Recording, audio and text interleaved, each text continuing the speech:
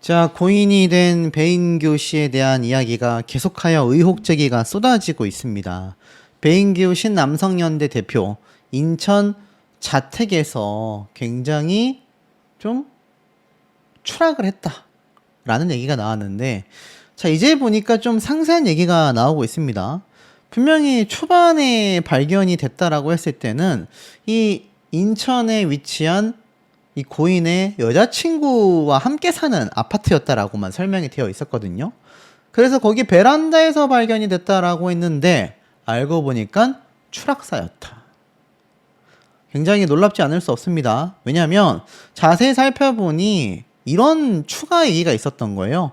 경찰에 따르면 오전에 사람이 쓰러져 있다라는 아파트 주민의 112 신고를 받고 출동을 했다고 해요. 그런데 그 현장을 경찰이 발견을 하게 된 거죠. 그래서 여자친구와 함께 거주하던 자택에서 발견이 됐다라고 이야기를 했던 겁니다. 정확하게 나와 있죠. 인천시 중구 영종도 자택에서 추락하여 숨진 채 발견이 되었다. 그러니 경찰이 이 얘기를 한 것 같아요. 아무래도 유서가 없었다. 그렇다면 도대체 왜 추락을 했을까? 정확한 사망 경위를 파악하고 있다. 현재까지 타살 정황은 없다라고 말을 한 바 있습니다. 그러면서 현장 폐쇄회로 CCTV 등을 토대로 범죄 혐의점은 없는 것으로 봤다고 해요. 정확한 사인을 규명하기 위해 국립과학수사연구원에 시신부검도 의뢰를 할 방침이라고 합니다. 현재 인하대병원 영안실에 안치가 됐고 빈소는 마련되지 않았다고 해요. 왜냐하면 이 국가수에다 시신부검을 의뢰해야 하기 때문에 아직 마련이 되지 않았다라고 이야기를 했던 것 같습니다. 이미 약물 관련 혐의로 수사를 마치고 이 고인은 불구속 상태로 검찰에 송치된 바 있거든요. 그런데 이 신남성연대 대표로 활동을 하면서 24년도에 비상계엄 사태 이후 탄핵 반대 집회를 주도해 왔다라고 이야기를 하며 지난 1월 19일 발생한 서울 서부지방법원 점거 사태와 관련해서도 압수수색을 받은 바 있다고 합니다. 그래서 지난 7일 허위조작 정보 근절법 시행 이후 채널에 게시된 영상을 전부 삭제했다고 해요. 그러다가 방송인 이수지 씨를 비판하는 영상 등 다양한 컨텐츠를 다시 올리며 활동을 재개했었다라고 합니다. 그런데 알고 보니까는 이 배인규 씨가 앞에 말씀드린 것처럼 추락을 해서 사망을 했고요.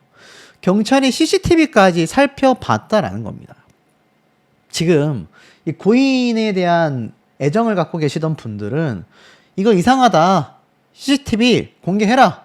CCTV를 토대로 범죄 혐의가 없었다라고 했는데 그렇다면 왜 CCTV를 공개하지 않는 거냐. 지금 이 고인을 응원하고 있던 분들 입장에서는 고인의 그 사망에 관련된 결정적인 단서가 그 CCTV에 있을 텐데 왜 경찰은 공개하지 않냐라는 말도 있고요. 국가수에 지금 시신부검을 의뢰할 거라고 하니 정확한 사인이 나오지 않겠습니까? 자, 그러다 보니까 많은 이 사람들이 고인에 대한 추모를 보내고 있습니다. 신남성연대 배인규와 법적 공방을 벌였던 전 프로게이머. 같은 방식으로 조롱하지 않겠다. 라고 말을 했어요. 무슨 말인가 하고 봤더니 전 프로게이머가 이 고인의 사망 소식에 입장을 밝힌 겁니다. 이렇게 말을 했어요. 배인규 씨가 그동안 고인들을 어떤 방식으로 조롱하고 모욕해왔는지 나는 너무 잘 알고 있다. 나를 향해서도 심각한 인신공격과 협박 등을 반복했던 사람이다. 직접 고소를 진행하여 형사재판에서 유죄 판결이 선고되었고 이후 민사소송도 진행 중에 있었다. 그럼에도 나는 같은 방식으로 그를 조롱하지는 않겠다라고 이야기를 했습니다. 두 사람은 수년간 법적 분쟁을 이어왔거든요.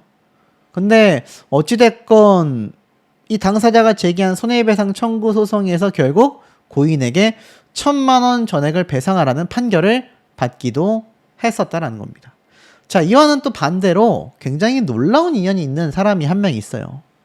배인규와의 악연, 바로 고기 남자인데요. 놀랍게도 이번 비보 소식에 비통하고 참담하다라며 추모를 보냈습니다. 자, 왜 이게 놀랍냐면 모르시는 분들을 위해 짧게 말씀드릴게요. 두 사람은요, 일련의 사건으로 인해서 흔히 야차롤이라고 하거든요.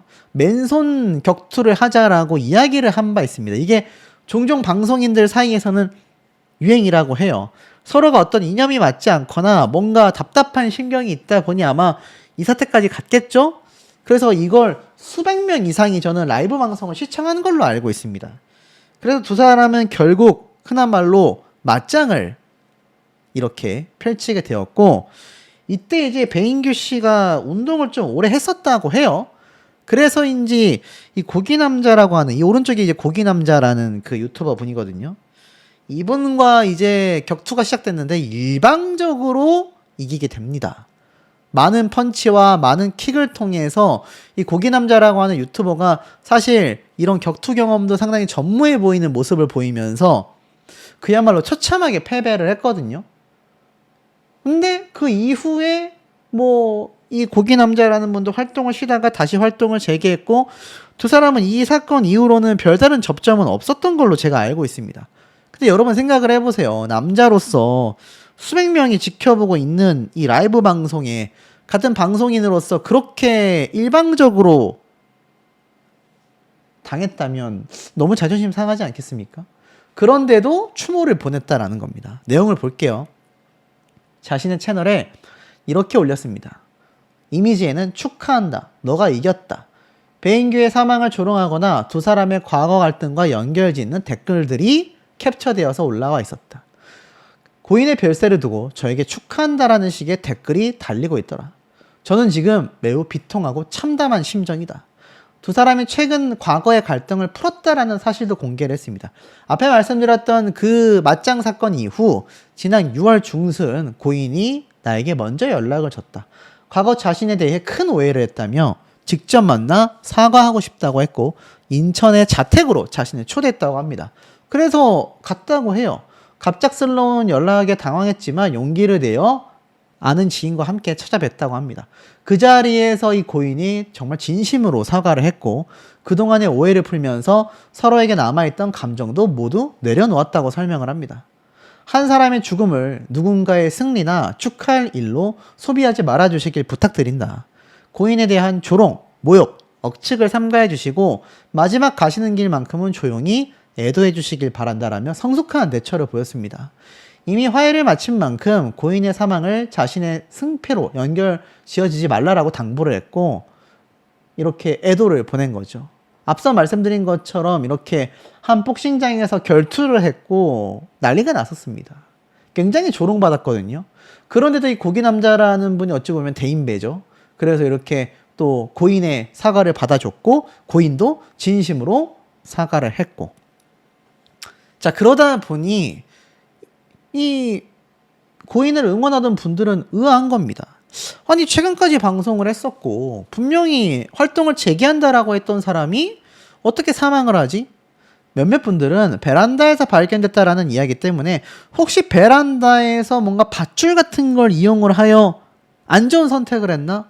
라고 유추하신 분들이 있는데 실제로는 추락사였다라는 겁니다. 놀랍지 않을 수 없죠. 자 그러면서 이 굉장히 많은 활동을 했었다라는 기사가 빗발칩니다. 경찰 측에선 여전히 정확한 사망 경위는 조사하고 있다라고 말을 하고 있어요. 자, 사실 작년입니다. 이 고인에 대해서 엄정한 수사 촉구를 한다 라면서 이 민주당 국민소통위에 대해서 강렬하게 이야기를 한 바 있거든요. 그러니까는 엄정한 수사를 강력하게 촉구한다라며 더불어민주당 국민소통위원회가 성명서를 발표한 적이 있습니다. 아무래도 이 좌우 두 세력과 연관지어 있다 보니 이 고인이 상당한 압박감을 느꼈을 수도 있다라는 생각은 들어요. 그런데 지금 인터넷 상에서는요, 이 고인이 타살된 게 아니냐, 어떤 사고가 아니라 뭔가 문제가 생겨서 타살된 게 아니냐, 이런 지금 의혹 제기가 굉장히 많이 나오고 있다라는 겁니다.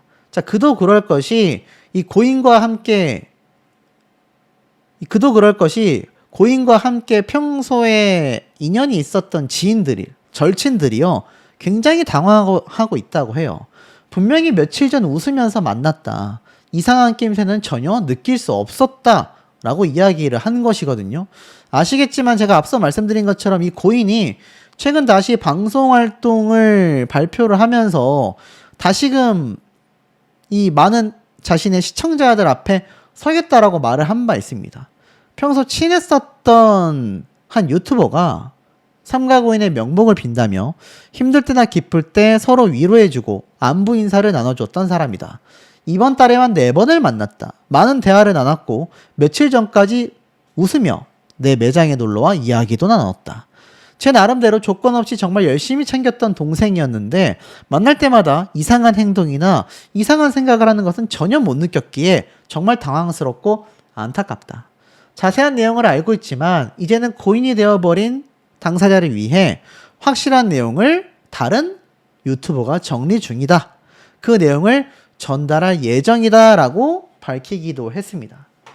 근데 모르겠어요. 어찌됐건 이 고인의 이번 사건으로 인해서 많은 분들이 혼란스러워하고 있는 건 저는 팩트라고 생각이 됩니다. 근데 제가 볼 땐 이 중요한 지점 몇 가지가 있는 것 같습니다. 자, 그게 뭐냐면 추락사를 했단 말이에요. 2가지가 지금 얘기가 되고 있어요. 첫 번째는 이 고인이 결국 약물 복용도 했었고 또 여러 가지 사건들이 있고 우울증과 공황장애 등이 있다 보니 결국에는 안 좋은 선택으로 추락사한 게 아니냐라는 말이 있고요. 일각에서는 그가 최근까지 지인들과도 소통을 잘 해왔고 굉장히 방송활동 재개를 스스로 이야기를 했기 때문에 사실상 사고가 아니겠느냐. 예를 들어서 약물 후유증이라던가 우울증 공황장애로 인해 순간적으로 어떤 사고로 인해 추락한 게 아니냐라는 얘기가 좀 현실성이 있다라고 말씀드릴 수 있겠습니다.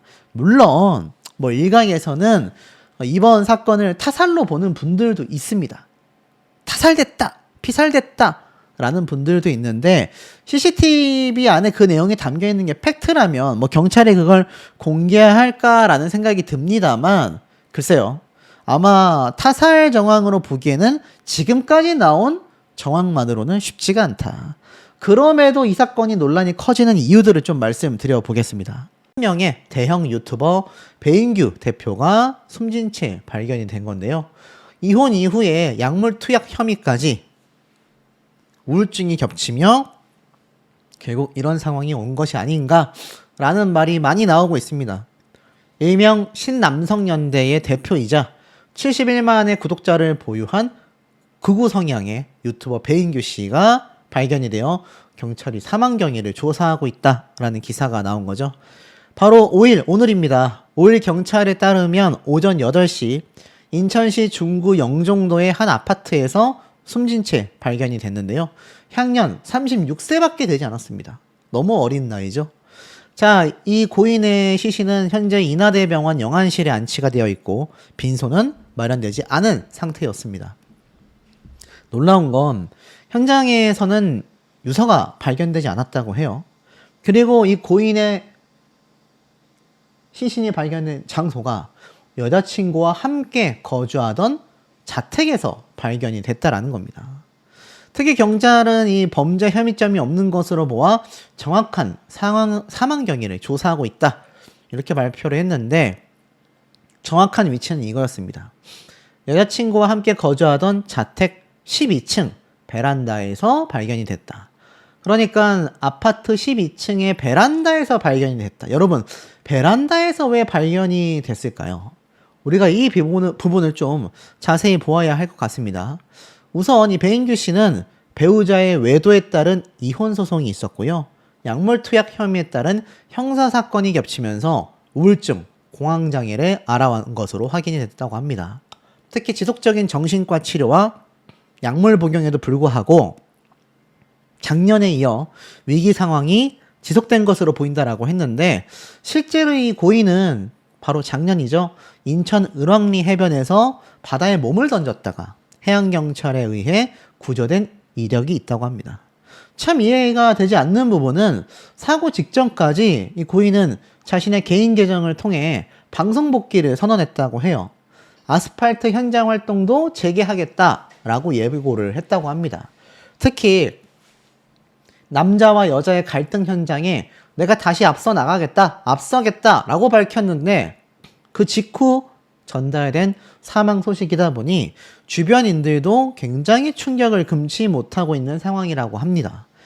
특히 이 고인은 신남성연대의 대표로 활동을 해왔는데 그가 운영해오던 채널 71만의 구독자를 보유한 대형 채널에 가보면 영상 3개를 제외한 나머지는 전부 다 삭제가 되어 있고 모든 댓글창이 막혀있는 상태였다고 합니다. 자, 여러분 여기까지 들으시면 어떤 예상이 되십니까? 고인의 사건을 고인의 사건을 조사하고 있는 영종경찰서 담당 과장은 이렇게 말을 했습니다. 고인이 사망한 것은 맞다. 세부적인 내용은 확인 중이다.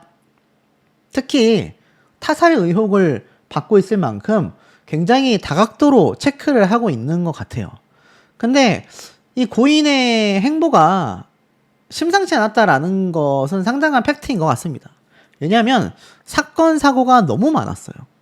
불과 향년 36세밖에 되지 않은 굉장히 젊은 나이지만 그의 행적을 살펴보면 고개를 끄덕일만 하다라는 말까지 나오고 있는데요. 과거 행적을 살펴보니 이 고인이 결국 극단적 선택을 한 것이 아니냐라는 루머까지 나오고 있는 겁니다. 하지만 인천지방경찰 입장에서는 고인의 사망은 아직 공개되지 않았으며 극단적 선택에 따른 상황으로 추정되고 있다라고 말하고 있습니다. 이 고인의 사망 현장에 대해 경찰은 현장에서 유서는 발견되지 않았다. 범죄 혐의점도 없는 것으로 파악이 되었다라고 말을 하는 거 보면 뭐 타살이나 다른 요인에 의한 사망이 아니다. 하지만 그렇다고 해서 유서가 발견된 건 또 아니다. 이렇게 말을 하고 있습니다.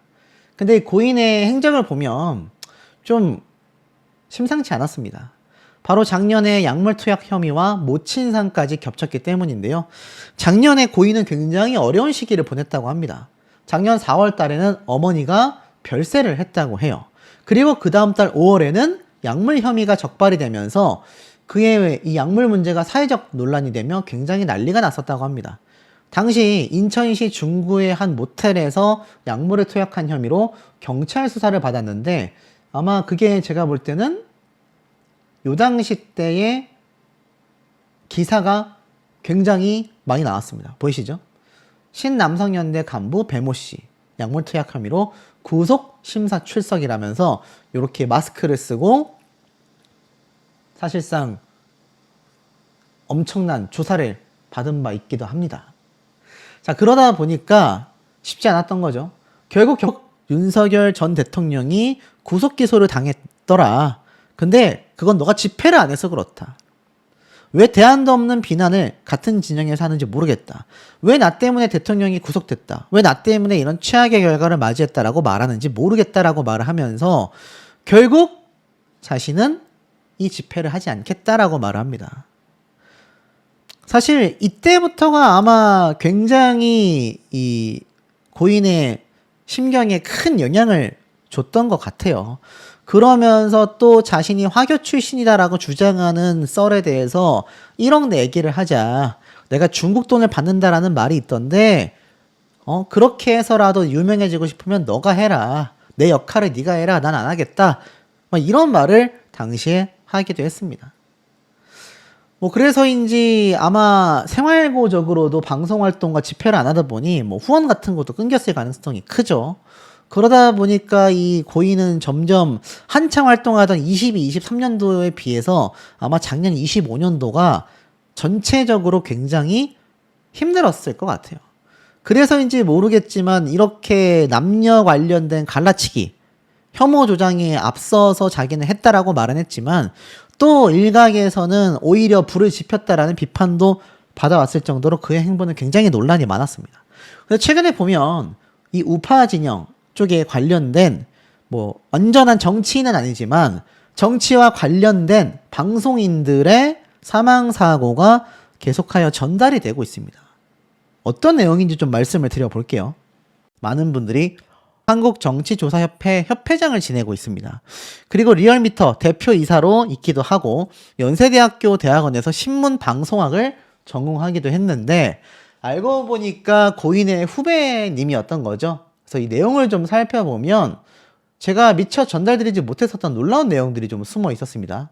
이 내용을 보면은 저의 장운고등학교 11년 선배님이신 김진 전 중앙일보 논설위원님의 발인을 마치고 김진 위원님께서 남기신 유서를 유족분들의 동의를 얻어 공개합니다. 이건 제가 말씀드렸던 내용이죠. 김 위원님에 대한 악의적인 가짜뉴스가 인터넷과 유튜브에 유포되고 있고 유서를 공개해달라는 별도의 메모도 남기셔서 공개하는 것이 맞다고 판단하여 이렇게 많은 분들에게 공개하게 되었다라고 이야기를 하고 있죠. 그러면서 자신이 리얼미터를 창업하고 사업을 시작할 때 중앙일보 논설위원으로서 저에게 외부 칼럼 기고도 지면으로 허락하셔서 중앙일간지에 글도 쓰게 하시고 11년 선배님으로서 회사 운영과 관련된 많은 격려를 해주시며 한때는 굉장히 자주 만나 뵙고 여행도 같이 다니던 선배님이셨다고 합니다. 그런데 이 고인이 갑자기 떠나시다 보니 본인으로서는 황망하기 그지 없었다라는 거죠. 특히 최근 몇 년 동안 서로 간의 정치적 견해가 많이 달라져서 자주 뵙지 못했는데 그 사이 모시고 사시던 어머님께서도 돌아가셨고 형제자매와 유족분들은 모두 해외로 이민되면 장기 기증을 하시겠다고 남긴 글을 보며 생전에 보기보다 마음이 여리시고 따뜻하셨던 위원님이 더욱 그리워지는 마음입니다. 한때는 진정한 보수평론가이신 위원님과 함께 저의 좋은 벗 김어준 공장장이 자리를 같이 하며 유력 정치인을 만나 같이 토론도 하며 식사도 했었는데 정치 상황이 과거에 비해 더 양극화되다 보니 저도 최근에는 뵙지를 못하고 어머님까지 여의시고 홀로 외로이 사시다 보니 결국 병세가 심해지셨던 것 같다. 결국에는 이 고인이 생전 굉장히 보수 논객이었지만 또 상황이 흘러가면서 뭔가 진보 세력을 굉장히 좀 지지하는 발언을 또 했다.